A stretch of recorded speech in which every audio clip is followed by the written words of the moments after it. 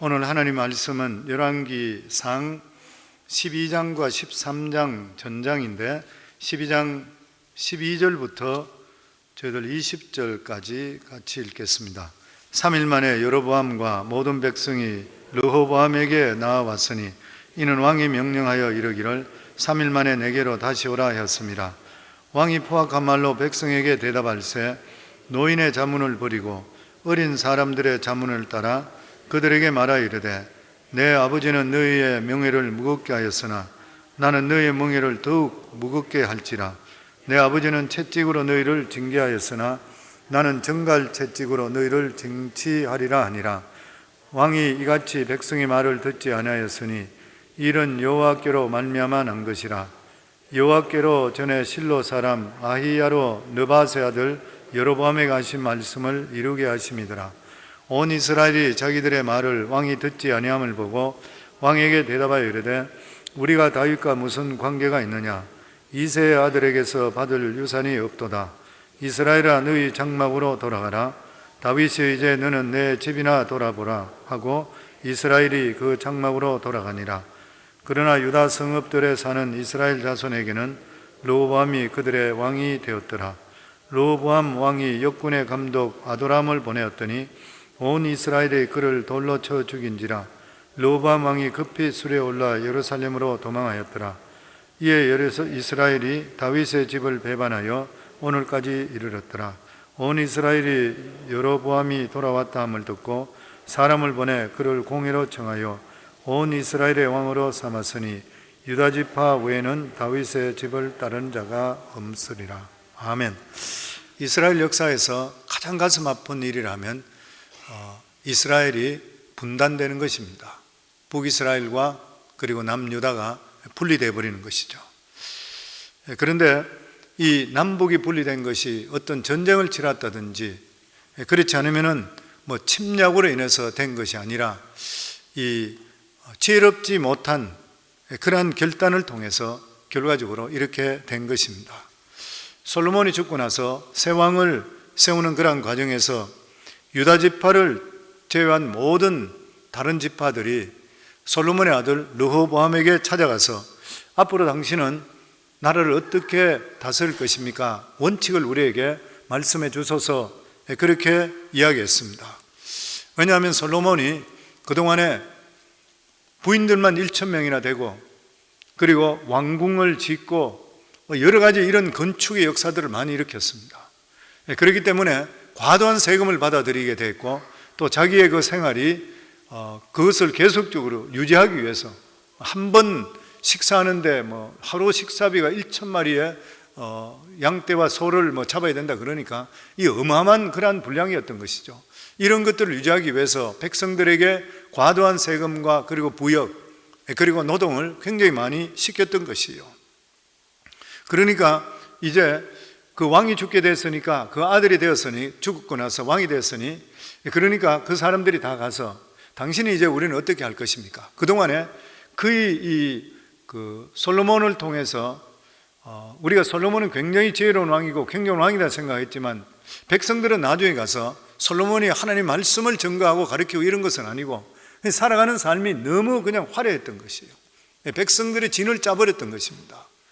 그러니까 백성이 이 르호보암에 찾아가서 당신은 어떻게 하겠습니까? 그러니까 3일 동안 만미를 달라. 그리고 나서 먼저 노인들 신하들에게 가서 이야기합니다. 노인들 신하들한테 이야기하며 내가 어떻게 이 백성을 다스려야 되겠습니까? 그들이 물어보는데 어떻게 대답하면 좋습니까? 그렇게 했을 때에 이 오랫동안 경륜이 있는 그런 신하들이 이야기할 때 맞습니다. 이제부터는 솔로몬 왕이 했던 것은 하나님 말씀으로 돌아가지는 못했습니다. 이제부터는 정말 하나님 말씀으로 돌아가고 백성들의 부욕을 경감시키고 세금을 낮춰주소서. 그러면서 왕의 선하심을 드러내심을 통해 전체가 한마음이 될 수 있도록 하소서. 그렇게 이야기하는 그 말을 듣고 그대로 하면 되는데 그는 자기들의 같이 컸던 이 친구들이죠. 그러니까 젊은 신하들, 그러면서 그 사람들이 중직을 가지고 있던 이러한 사람들, 이 사람들에게 찾아가서 이야기할 때 무슨 소리를 하고 있습니까? 이제 처음으로 왕이 됐는데 백성들이 왕을 권위를 깔보기 때문에 그런 말을 합니다. 그러니까 예전에 솔로몬이 다스릴 때보다도 훨씬 더 강하게 다스렸었어. 솔로몬이 채찍으로 다스렸다면 나는 정갈로 다스리겠다, 이렇게까지 하소서. 그러면 그들이 왕위의 권위를 생각해서 두려워서 왕을 따를 것입니다. 그랬을 때 이 왕이 고생 안 하고 자라기 때문에 철이 없는 것이죠. 이 나이 많은 사람들, 경륜 있는 사람 말을 듣지 않고 그 젊은 사람들 그냥 자기 길을 즐겁게 하는 그 말을 듣고 나서 와서 그 11지파 사람들에게 이야기를 했던 것이요. 그러니까 그 말을 들었던 사람들이 우리에게 무슨 소원이, 무슨 앞으로 미래가 있겠냐. 열왕기상 12장 16절에 보면 온 이스라엘이 자기들의 말을 왕이 듣지 아니함을 보고 왕에게 대답하여 이르되 우리가 다윗과 무슨 관계가 있느냐. 이새의 아들에게서 받을 유산이 없도다. 이스라엘아 너희의 장막으로 돌아가라. 다윗이여 이제 너는 내 집이나 돌아보라 하고. 그러니까 유다 지파는 그냥 너 지파만 봐라. 그 이스라엘이 강력한 어떤 믿음의 군주들이 있을 때는 하나가 됐었지만 이 12지파가 하나가 안 됐던 것이. 그러니까 사울 때부터 해서 나중에 다윗이 왕이 됐다 하더라도 사울을 따르던 이러한 사람들이 마음이 하나가 안 됐던 것이요. 그러다가 전체적으로 하나님의 축복하심 속에 다윗을 통해 하나 되다가 솔로몬은 워낙 강성했기 때문에 그냥 하나 되다가 나중에 가서 이 사람들이 불만이 터져버렸던 것이요. 결과적으로 이때 갈라져서 이스라엘은 다시 합쳐지지 못했습니다. 북이스라엘은 아수르를 통해서, 그리고 남유다는 바벨론을 통해서 멸망해 버렸던 것이요. 사람이 나뉘어진다는 것은 정말 가슴 아픈 일이에요. 나누는 것은 사탄이 하는 것이죠. 헤어지지 말아야 돼요. 헤어지지만 않을 수 있다면 참 가슴 아픈 그런 일인 것이죠. 근데 우리가 이스라엘이 분리된 것을 볼 때에 솔로몬의 아들 이 르호보암이 판단을 잘못해서 대답을 잘못했다, 이렇게 생각하는데 실제적으로 이 문제의 장본인이 누구였냐면 솔로몬입니다. 솔로몬인 것이죠. 왜냐하면 하나님께서 솔로몬에게 분명히 말씀하실 때에 이스라엘의 존재 목적이 뭐냐면 하나님을 경외하는 것이에요. 하나님을 살아가는 삶의 목적으로 두라. 하나님만이 유일한 참신이다. 그러면 내가 이스라엘 책임지겠다. 하나님 그렇게 말씀을 하셨던 것이에요. 그런데 솔로몬은 인간적인 생각으로 다른 나라와 교류를 하기 위해서 이 사람 이 나라 저 나라와 어떤 정략적인 결혼을 하기 시작했던 것이에요. 그러면서 전쟁을 일으키지 않고 서로 간에 조약을 맺고 이런 식으로 되고 무역을 하고 이러면서 자기 나라가 부강해진다, 이렇게 생각했던 것이에요. 그래서 솔로몬은 이것이 자기에게 이 부국 강병체결이 됐을지 모르지만 하나님의 본 눈으로 볼 때는 실제로 이거는 망하는 정책인 것이던 거예요.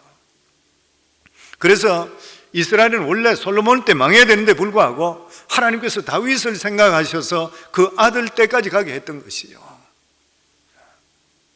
그렇기 때문에 이스라엘 백성들이 이 르호보암에게 몰려와서 통치 원리가 무엇입니까? 이렇게 묻는 것은 하나님께서 르호보암에게 마지막으로 한 번 더 기회를 주는 것이에요. 왜냐하면 하나님께서는 이 솔로몬을 통해서 말씀 주시고 이렇게 하면서 여로보암을 또 불러서 그 옷을 선지자를 통해서 12조각을 찢어서 11조각을 주고 이렇게 될 것이라 하셨지만 하나님께서는 항상 회개하고 돌아오는 것 같으면 그 멸망시키는 것을 유보시키는 거예요. 기다려주시는 하나님이십니다. 그러니까 이 르호보암에게 다시 기회를 주는 것이에요. 네가 다시 지혜롭게 믿음으로 다시 들어오라. 그러면 내가 너 시대에 멸망시키지 않을 것이라 기다리시는 거예요. 근데 그렇게 하지를 않았다고 하는 것입니다. 결과적으로 르호보암 입에서 자기 아버지가 했던 행동과 똑같은 말을 했는 것이에요. 그러니까 하나님께서 너무나 실망하셨던 것이에요. 하나님께서 이 10지파, 그리고 11지파지만 10지파, 나중에 베냐민 지파는 이쪽으로 돌아왔으니까 10지파를 딱 떼어버려서 솔로몬이 미워해서 도망쳤던 여로보암에게 주어버렸습니다. 그러니까 이 여로보암은 별 볼 일 없던 사람이에요. 공사장의 감독이었던 사람이에요. 엑스트라로 있던 사람입니다. 근데 하루아침에 생각지도 못하게 주연이 되어버렸습니다. 나라의 왕이 되어버리니까. 가끔 영화에도 보면은 엑스트라로 있던 사람이 어느 영화에 출연했다가 감독 눈에 들게 되면 주연으로 나오잖아요. 그런 경우들이 많이 있어요. 유명한 배우들이 많습니다. 지난번 기록에 보니까 무협 영화를 했던 홍콩 배우 성룡은 이소룡이 나오던 그때 거기서 이제 무술 배우로서 죽삭게 두들겨 맞는 역할을 했던 엑스트라를 그래요. 그러다가 눈에 띄면서 이 사람이 주연이 되어버렸대요. 브래드 피트도 엑스트라였었고, 한국의 현빈이든지 뭐 이런 배우들도 엑스트라가 눈에 띄어서 다 됐다 그래요. 바람과 함께 사라지다의 비비안 리도 마찬가지로 엑스트라였답니다. 근데 감독이 지나가다 보니까 이 비비안 리가 앉아있는데 불빛에 비친 여덟불을 보니까 기가 막히게 아름다운 거예요. 거기서 픽업돼서 그렇게 히트를 치게 되었다고 하는 것이에요. 감독 마음에 드는 게 너무 중요해요. 보면 하나님께서는 때때로 엑스트라고 조용급 되는 그런 사람들에게 중요한 일을 맡길 때가 있습니다. 그때 이 사람이 기회를 놓치지 않고 철저하게 하나님 말씀대로 헌신하면 주인이 되는 것이에요. 그 사람이 주인이 됩니다.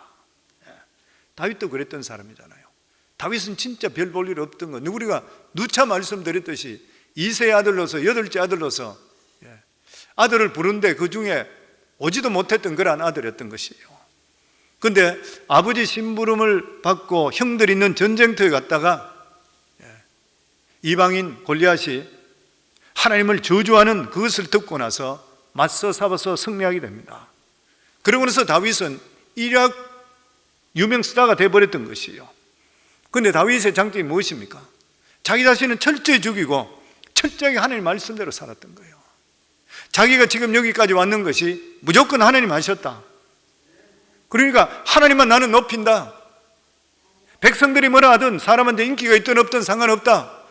나 같은 자, 목동을 잇던 자를 이렇게까지 이끌어 주신 분은 하나님이다. 그래서 죽으라고 하나님만 섬겼던 거예요. 그러니까 하나님은 어떻게 역사의 주인공으로 만들어줬습니다. 다윗을 진짜 역사의 주인공이잖아요. 그리고 그 집안에 하나님의 등불을 계속적으로 끄는 일이 없을 것이라 그랬어요. 정말 다윗 같은 사람은 몇백 년에 하나 나올지 말지 하는 그런 사람입니다. 대부분의 사람들은 하나님의 주시는, 하나님의 부름을 받는데도 불구하고 하나님의 주시는 그러한 축복을 살리지 못하고 주저앉아 버려요. 수많은 사람을 부릅니다. 하나님은 기대를 하시면서. 그런데 하나님께서는 기대하고 불렀는데 그 기대를 맞추는 사람은 많지 않다는 거예요. 이 점에서 볼 때에 여로보암도 똑같은 사람입니다. 실패했는 사람이에요.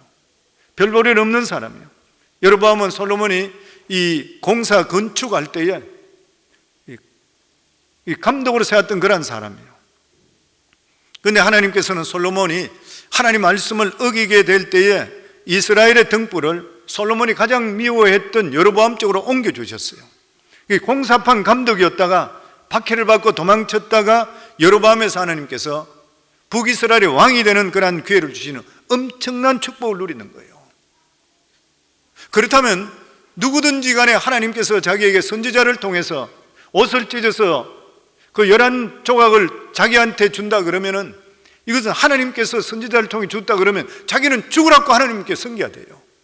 근데 여로보암은 그래 하지 않았습니다.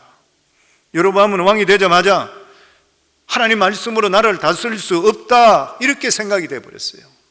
만약 여로보암이 여기서 다윗과 같이 나같이 별 볼 일 없는 자에게 하나님께서 왕으로 세워주셨으니까 나는 망할 각오하고 무조건 하나님 뜻 가운데만 하겠습니다 했더라면 다윗의 축복이 여로보암으로 왔을 것이에요. 그런데 여로보암은 그래 하지를 못했습니다. 하나님께 주시는 이러한 좋은 기회를 그는 살리지 못했고 하나님 말씀과 정반대되는 대로 역사상 악한 자의 대표가 되는 그런 일을 했던 것이에요. 우리가 교회를 부흥해달라 그러고 우리 영혼을 부흥해달라 기도 많이 합니다. 하나님 나라에서 하나님 백성에게 부흥은 너무 중요한 것이에요. 부흥이라는 것은 이 하나님과 이스라엘 백성들, 그래 하나님의 백성들과 바른 관계에 있을 때에 하나님의 은혜와 축복이 강물같이 넘쳐오는 게 부흥입니다. 생각할 수 없는 일이 일어나는 것이에요. 그런데 이럴 때 하나님의 백성이 하나님 관계 속에 가장 조심해야 될 것이 뭐냐면은 하나님과 우리 관계 속에 이 물질이 끼서는 안 돼요. 부흥을 막는 물질이 있어서는 결코 안 되는 것이에요. 왜 그러냐면 하나님의 은혜는 굉장히 민감합니다. 그리고 섬세하기 때문에 잘못하다 보면 하나님 은혜가 한순간에 없어져 버린 것이요. 예를 들어 백성이나 아니면 지도자가 교만하든지 죄를 회개하지 않는지 잘못된 진리를 받아들인다든지 이렇게 되게 될 때에 금방 하나님의 은혜가 막혀버려요. 회개함을 통해 다시 뚫어되지, 그렇지 않게 되면 이러한 하나님의 역사는 우리 속에 임할 수가 없는 것이에요. 그런데 솔로몬은 엄청스러운 죄를 저질렀습니다. 먼저 자기 백성들에게 하나님 말씀을 잘 먹이지를 못했고, 외국과 교류하면서 부강해지려고 하면서 우상을 받아들이고 외국 이방인 아내들을 맞이하기를 시작했습니다. 이렇게 되니까 하나님의 은혜가 금방 막혔던 것이요. 그런데 솔로몬이나 이스라엘 백성들이 이걸 잘 못 느꼈어요. 왜냐하면 그 당시에 이미 이스라엘은 굉장히 부강했습니다. 잘 살았습니다. 굉장히 잘 살고 모든 것이 형통하다고 보이게 되니까 하나님의 은혜가 끊긴 것을 몰랐어요.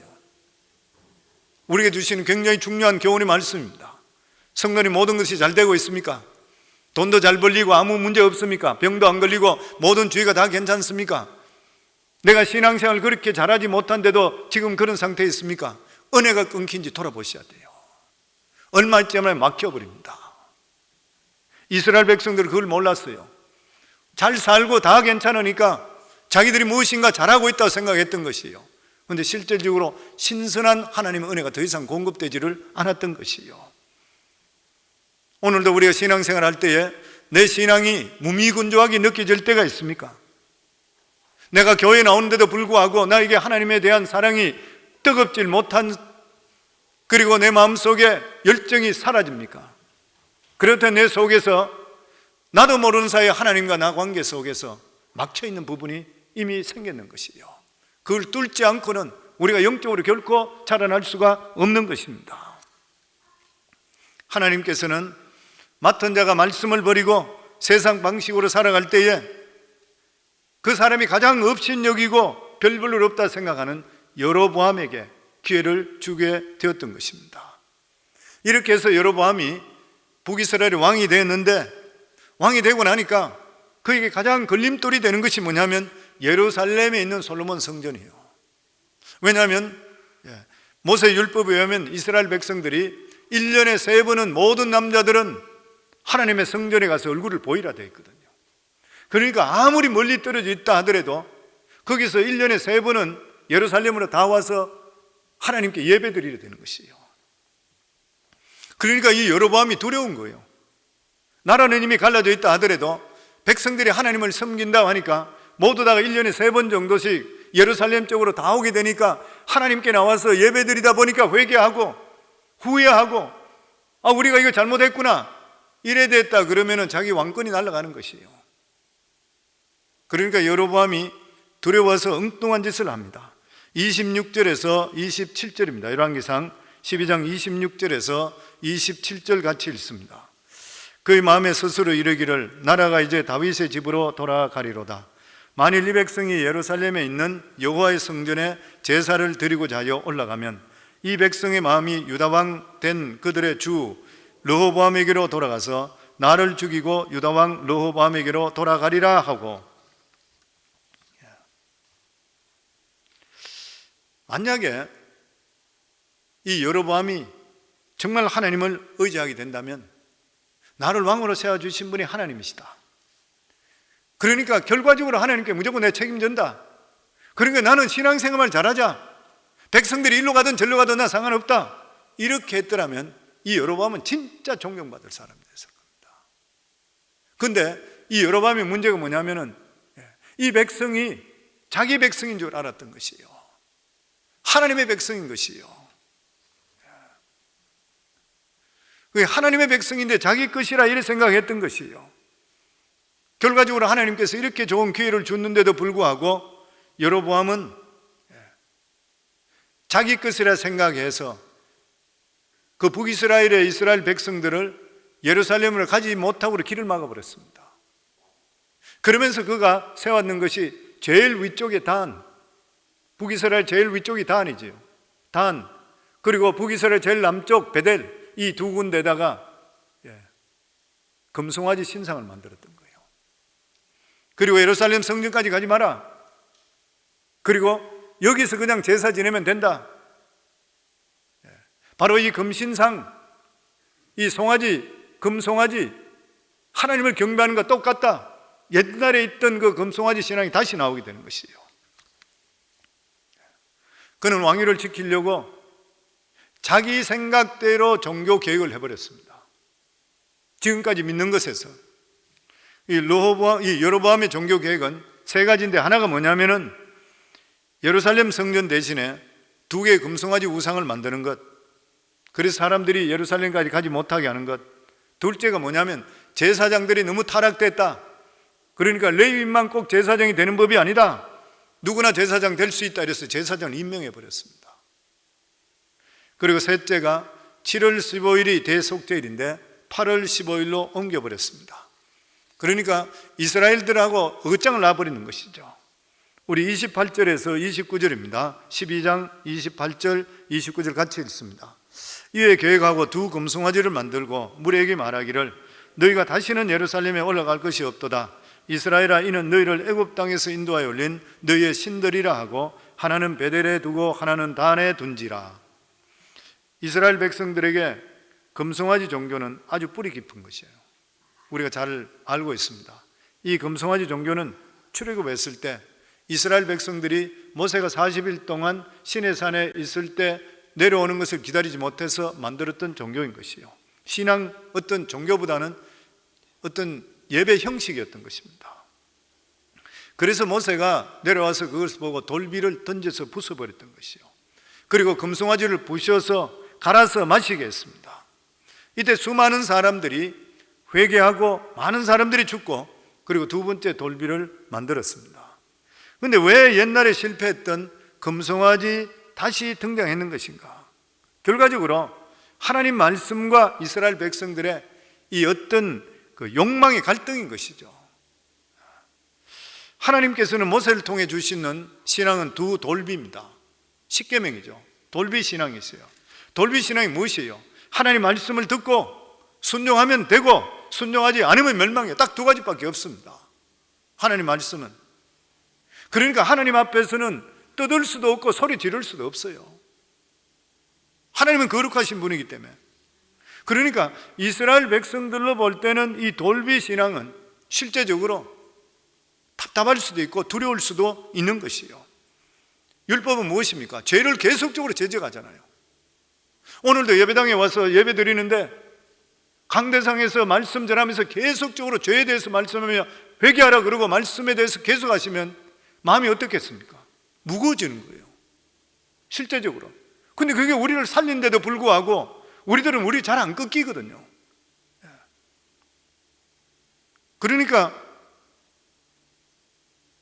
실제적으로 이것을 잘 받아들여야 되는데도 불구하고 은혜가 충만하면 잘 받아주는데 그렇지 않으면 잘 받아주질 못하는 것이에요. 그렇지 않아도 세상 살아가는데 힘들고 지치는데 교회 와서 용기를 받고 격려를 받고 이런 것이 필요한데 하나님 말씀으로 죄에 대해 이야기하면 길을 꺾어버리는 것이에요. 모세의 율법은 다 하지 말라고 하는 것이에요. 이것도 죄니까 하지 말고 저것도 죄니까 하지 말고 이런 일을 하지 말라. 오직 하나님 말씀만 듣고 하나님께 예배 드리라. 그 말씀이잖아요 보면. 그런데 금송아지 신앙이 무엇이에요? 하나님 말씀 듣는 것이 아니고 그냥 종교적인 감정을 표현하는 거 막 춤추고 스트레스 풀잖아요 보면. 그러니까 그냥 스트레스 풀게 되는 게 시원한 것이에요. 자기 욕망을 격려해주고 축복해주고 죄를 지적하지를 않는 것이에요. 금송아지는 절대로 죄를 지적하지 않습니다. 그러니까 이스라엘 백성들이 금송아지를 좋아할 수밖에 없어요. 교회에서도 마찬가지잖아요. 계속적으로 여러분 잘하고 계십니다. 하나님은 사랑이십니다. 여러분을 위로하십니다. 계속적으로 이 이야기만 계속 들어보세요. 기분이 좋지요. 내가 삶이 바뀌어요? 안 바뀌어요 성도님들. 좋은 이야기만 듣고 사람이 바뀝니까? 안 바뀝니다.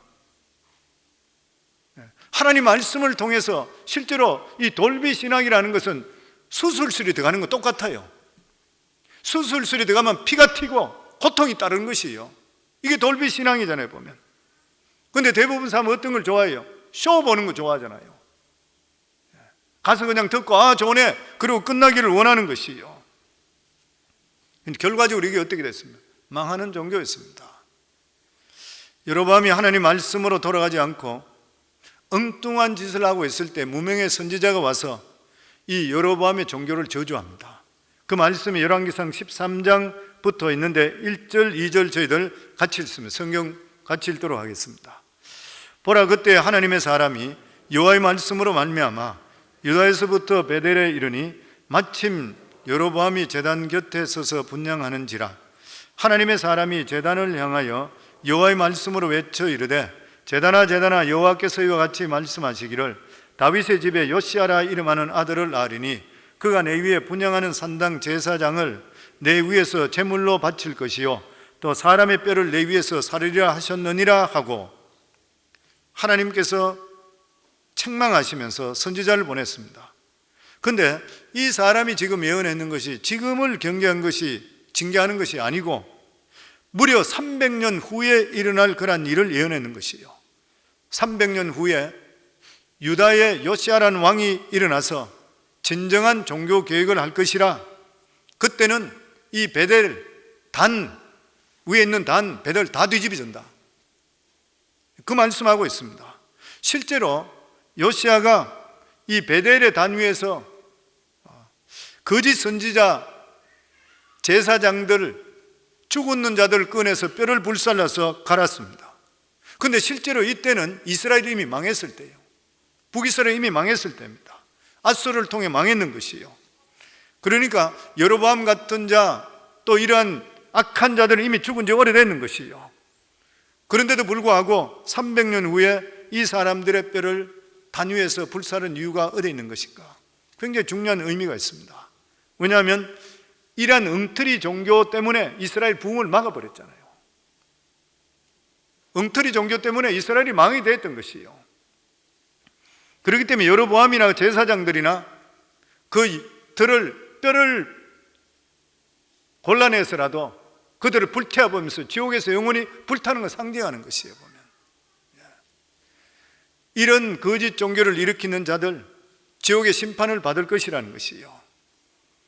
여로보암은 일시적으로 왕이 되고 그리고 출세하고 세상으로 성공한 것이지만 실제적으로는 실패한 그러한 인생인 것입니다. 비참한 그러한 인생인 것이죠.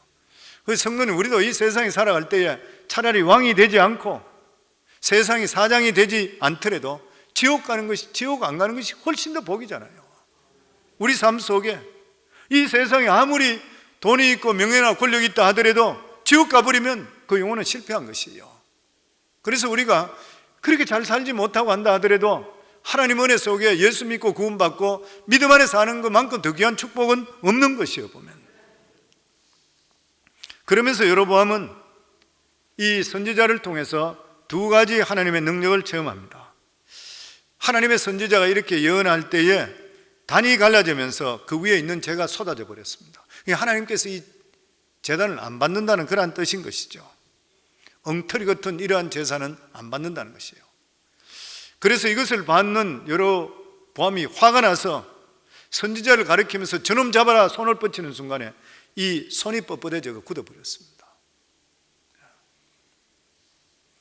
하나님께서는 여로보암의 손을 침을 통해서 하나님의 선지자를 보호해 주셨는 것이에요. 그래서 여로보암은 하나님의 종을 죽이지 못하고 자기를 위해서 기도해 달라 이렇게 부탁합니다. 그래서 이 선지자가 여로보암을 위해서 기도했을 때 손이 다시 회복되는 그러한 기적을 보게 되었는 것이에요. 여로보암은 자기가 불구됐던 이 손이 치유되는 순간에 하나님의 능력을 경험했다면 결단해야 됐습니다. 자기 자신이 어떤 믿음을 가지고 있는가, 내가 어떻게 하나님의 했다는 것을 자기 자신이 돌아봐야 되는 것이에요. 만약 그래서 자기가 거기서 회개하고 돌아섰더라면 악인의 길에서 벗어나는 것이에요. 그런데 여로보암은 자기 생각을 버리질 못했습니다. 자기 위신을 지키기 위해서 회개의 기회를 살리지를 못하고 끝까지 지옥행 열차 타버리고 말았던 것이에요. 성도님, 우리는 하나님 앞에서 자기 체면 절대 중요한 거 아니에요. 하나님 앞에서는 항상 어린아이 같이 회개 잡아가는 마음이 필요한 것이에요. 다윗은 왕인데도 불구하고 선지자가 거기 와서 밧세바 사건 때문에 책망했을 때 그 자리에서 꿇어 엎드렸는 거예요. 왕이 선지자 앞에서 그냥 엎어져 버렸습니다. 그 당시에 다윗 왕 정도 되면 대단했을 거예요.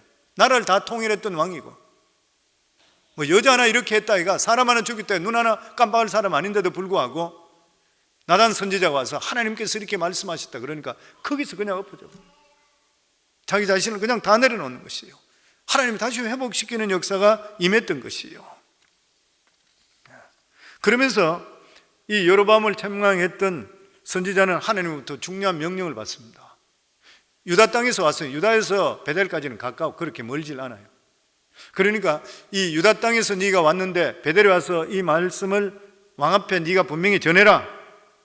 그리고 돌아가면 다른 길로 돌아갈 때 일체 먹지도 말고 마시지도 말고 바로 돌아가라 그랬던 거예요. 사실 이 선지자는 대단합니다.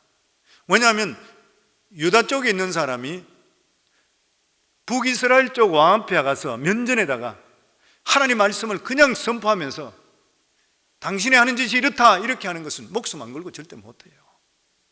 목숨 내놓은 사람이에요. 대단한 것이 실제로.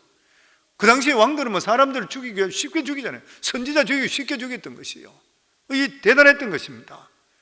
그런데 하나님께서 기적적으로 그를 살려주셔서 죽지 않게 돌아가게 했습니다. 그런데 이 선지자가 유혹을 받습니다. 하나는 왕으로부터 받고 두 번째는 늙은 선지자로부터 또다시 받게 되죠. 13장 7절 말씀입니다. 왕이 하나님의 사람에게 이르되 나와 함께 집에 가서 쉬라. 내가 네게 예물을 주리라. 왕이 예물을 주고 대접하겠다는 것이에요. 그런데 이 선지자는 왕의 제안을 거절합니다. 왜냐하면 하나님께서 이스라엘 땅에서는 아무것도 먹지 말고 마시지 말고 길로 돌아가지 말고 바로 돌아오라 말씀했기 때문에 첫 번째 유혹은 이겼던 것이에요. 그리고 돌아가다가 두 번째 유혹이 찾아왔습니다. 그것은 이미 하나님 말씀이 중단된 선지자가 쫓아와서, 그러니까 베델에 있었던 이야기를 이 늙은 나이 많은 선지자의 아들이 보고 와서 자기 아버지한테 이야기하니까 이 아버지가 듣고 나서 급히 쫓아와서 이 선지자와 만나게 되죠. 그러고 나서 자기 집에 와서 먹고 쉬어가라 그렇게 말하면서 뭐라고 말했냐면은 하나님의 천사가 나에게 와서 이렇게 말했다 이야기했습니다. 우리 18절 말씀 마지막으로 같이 읽습니다. 13장 18절. 그가 그 사람에게 이르되 나도 그대와 같은 선지자라. 천사가 여호와의 말씀으로 내게 이르기를 그를 내 집으로 데리고 돌아가서 그에게 떡을 먹이고 물을 마시게 하라 하였느니라 하니 이는 그 사람을 속임이라. 이때 선지자는 천사가 하나님께서 보내서 너에게 이렇게 했다 깜빡 속아 넘어가는 거예요. 아마 굉장히 목도 마르고 지쳤을 것이에요. 그런데 하나님 말씀하시기 때문에 자기는 그냥 급히 돌아갔지만 얼마나 힘든 가운데 있었어요. 그런데 나도 선지자라. 선지자라는 사람이 나타났어요. 그러면서 여호와의 말씀이 천사가 와서 이르기를 우리 집에 데려가서 네가 떡을 먹이고 고생했으니까 물도 마시게 해라 이렇게 이야기했던 것이에요. 그래서 하나님이 주시는 말씀을 거역하고 늙은 선지자 집에 음식 먹고 있다가 일어서서 돌아가다가 사자에 뜯겨 죽여버립니다. 비참하게 죽어버리는 것이요. 저는 이 말씀 보면서 느끼는 게 뭐냐면 주의 종도 다 주의 종이 아니라는 거예요. 목사도 다 목사가 아니라는 것이에요. 기분 좋게 하고 위하는 척하고 아부하고 사람 기쁘게 해주고 그 사람이 잘못된 것도 직책하지 못하고 뭐 이런 것들은 거짓 선지자든지 잘못된 일인 것이에요 보면. 그래서 우리가 항상 마음속에 명심해야 될 것이 뭐냐면은 하나님 말씀은 결코 바뀌지 않는다는 거예요. 항상 명심해야 됩니다. 직장이든지 아니면 어떤 유명한 사람이 말한다 하더라도 하나님께서 우리 각자에게 주신 말씀들이 다 있어요. 우리 각자에게 주신 말씀이 있습니다. 그래서 제가 예전에 그런 이야기 드렸습니다마는 큐티에 대해서 내가 이해가 잘 안 됐던 큐티 방이라는 것이 이해가 안 됐던 것이에요. 물론 그래서 제가 연약한 사람들은 서로 모이지만 시간이 지나고 나면 자기가 실질적으로 큐티 하나님과 교통하는 게 이루어지기 시작하게 될 때는 하나님과 자기 1대1이 돼야 되는 거예요. 딴 사람 말이 절대 중간에 들어가면 안 돼요. 내 생각에는 이런 게 들어가면 안 돼요. 사람에게 물어서 안 돼요. 어느 정도 신앙이 성숙되고 나면 하나님께서 나에게 뭐라고 말씀하는가 성령의 음성에 귀를 기울여야 돼요. 그런데 사람의 이야기를 들으면서 어떻게 하면 좋습니까? 그러면 사람이 자꾸 이야기하는 걸 듣게 되면 내가 깊이 믿음적으로 못 들어가요. 그리고 하나님의 음성을 내가 못 듣게 돼요. 그러면 그 신앙은 항상 누가 잡아줘야 되지 홀로 설 수 있는 신앙이 못 되는 거예요. 여기 지금 똑같은 것이에요. 보면 하나님께 주시는 각자의 말씀을 붙들어야 돼요. 아마 이 젊은 선지자는 위기를 넘긴 후에 좀 방심했는 것 같아요. 이 늙은 선지자, 이 사람 교활했던 사람이죠. 니만 선지자나 나도 선지자다. 왜 사람을 이렇게 했는지 몰라요. 나이 들고 경험이 있다 하더라도, 교회에서 오랫동안 신앙생활을 했다 한다 하더라도 내가 받았는 말씀하고 어긋나는데도 불구하고 무슨 말 들었다, 음성 들었다 조심할 수 있어야 돼요. 그리고 또 하나는 우리는 결코 인간적인 만남이나 교제를 상당히 조심해야 됩니다. 교회 안에서도 쓸데없는 사람과 만나가 식사하면서 쓸데없는 이야기하고 불필요한 이야기하고 이런 것들은 우리 속에 오히려 영적으로 독이 되는 것이에요. 그래서 사람들을 만날 때에 격동하는 마음이든지 믿음적으로 도움이 되지 않는 일이 그 사람 만날 때는 끊어버리세요. 도움이 되지 않아요. 하나님이 주신 기회를 잘 살려서 신앙을 지키고 여기에 넘어가지를 말아야 되는 것이에요. 그리고 오늘 여기 말씀에 우리가 또다시 깨달을 수 있는 게 뭐냐면은 르호보암이 자기가 새로 왕으로 섰을 때에 이스라엘의 11지파들이 자기들에게 찾아와서 앞으로 정치를 어떻게 할 것입니까? 이렇게 이야기했을 때에 3일 동안 만미를 달라고 했을 때 저는 볼 때 3일 동안 하나님께 기도만 했더라면, 나이 들은 사람 찾아가고 젊은 사람 찾아가지 말고 신앙인이라면 하나님 일을 어떻게 하면 좋겠습니까? 한 끼라도 금식하며 하나님께 기도했더라면 하나님께서 르호보암을 크게 썼을 거예요. 그런데 사람만 찾아갔습니다. 기도했단 말이 없어요. 성경에도 보면은 아사왕 같은 사람은 진짜 기가 막힌 왕이에요. 성군이었습니다. 처음에는 너무 잘했어요. 근데 나중에는 발에 병이 들었는데 의원들만 찾고 하나님께 기도하지 않았더라 이래 됐어요. 하나님 안 찾았어요. 하나님 찾은 자는 다 살아나고 하나님께 다 이렇게 세워줬는데 하나님 찾지 않는 자들, 기도하지 않는 자는 다 망해버렸던 것이에요. 그래서 성도님들, 사람을 찾기 전에 하나님께 기도드리고 사람을 찾기 전에, 사람 만나기 전에 예배부터 먼저 드리기 바랍니다. 예배 장소 나오시고 기도부터 먼저 하고, 그리고 무엇보다도 여로보암, 북이스라엘의 왕으로 세워진 이 여로보암도 엑스트라 같은 사람을 주연으로 만들어줬잖아요. 이 별 볼 일 없는 공사 감독을 하나님께서 왕으로 세워줬어요. 우리들도 마찬가지잖아요. 별 볼 일 없는 자들 어떻게 우리가 예수 믿을 수 있어요? 예수 믿고 하나님께서 우리 각자에게 얼마나 귀한 성도의 직분, 집사의 직분, 장로의 직분, 권사의 직분, 목자의 직분, 목양팀장의 직분, 사회원장의 직분, 온갖 직분들 다 줬어요. 하나님께서 우리를 이쁘게 여기서 하나님께 우리를 기대하시기 때문에 저는 하나님께 가장 가슴 아프게 기도할 때, 하나님 저한테 기대가 컸는데 하나님 제 기대 못 못한 것은 너무 죄송합니다. 그 기도할 때 너무 많아요. 하나님께서 우리 각자를 부르실 때는 기대감을 가지시고 부르는 것이에요. 우리 삶 속에 늘 우리가 하나님 저를 여기까지 불러주셨는데 하나님 제가 어떻게 하면 더 하면 잘하면 좋을까요? 나 같은 엑스트라를 주연급으로 불러줬는데, 사랑하는 귀한 성도님들, 세월은 지나가게 되었습니다. 교회는 항상 오는 것이 결코 아닌 것이에요. 무슨 일을 하든지 간에 우리가 믿음 중심, 하나님이 기뻐하실까 먼저 생각함을 통해서 우리 삶이 하나님께서 장구하게 복을 주시는 귀한 삶이 되기를 주 이름으로 축원합니다.